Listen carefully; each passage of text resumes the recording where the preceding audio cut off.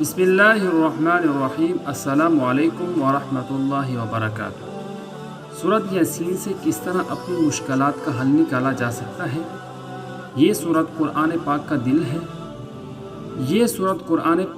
ہے۔ اس کے پڑھنے کے کیا کیا فائدے ہیں اور اس سورت کو روزانہ پڑھنے سے کن کن مشکلات سے بچا جا سکتا ہے؟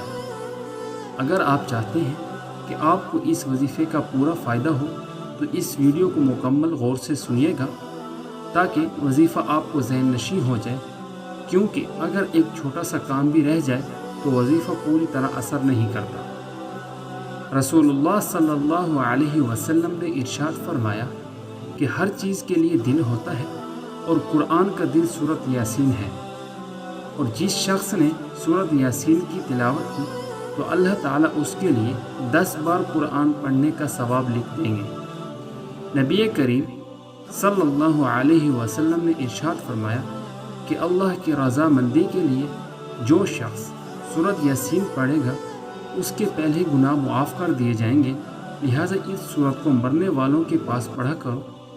اور یہ بھی ارشاد فرمایا کہ جس نے رات کے وقت سورۃ یاسین پڑھی اسی حالت میں صبح کو اٹھے گا کہ وہ بخشا ہوا ہوگا۔ بلکہ رسول اللہ صلی اللہ علیہ وسلم کی یہ تمنا تھی کہ میرے ہر امتی کے دل میں سورۃ یاسین ہو، کیونکہ سورۃ یاسین پڑھنے کے بے شمار فائدے ہیں۔ آج جو ہم آپ کو وظیفہ بتائیں گے، یہ عمل ان کے لیے جو شادی کے طالب ہیں، یہ جن کی عمر گزر گئی ہو اور رشتے نہیں ہوتے، وہ خود کر لیں تو زیادہ بہتر ہے، ورنہ اس کے گھر میں سے کوئی بھی کر سکتا ہے۔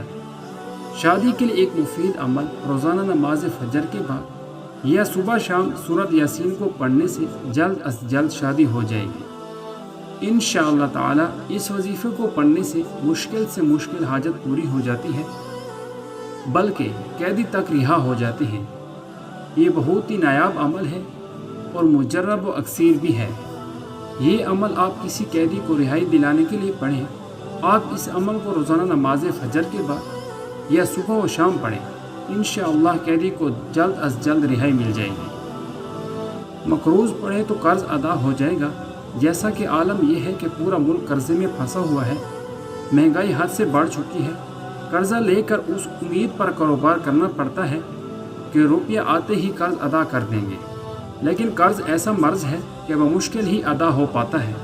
قرض کے بارے میں حکم ہے کہ مرنے سے پہلے ادا کرنا چاہیے۔ بہت سے لوگ قرض ادا نہیں کر پاتے، ان کی اولاد میں بھی اس کی سکت نہیں ہوتی۔ قرض کی ادائیگی کے لیے لوگ قرض لے کر قرض بھی ادا کرتے ہیں، لیکن قرض پھر بھی ادا نہیں ہوتا۔ اس کے لیے روحانی وظائف بھی پڑھے جاتے ہیں، اور وہ وظیفہ یہ ہے کہ روزانہ نماز فجر کے بعد صبح و شام سورۃ یاسین پڑھنے سے جلد از جلد مقروض کا قرض ادا ہو جائے گا۔ اللہ تعالی ہم سب کی مشکلات آسان فرمائے، آمین۔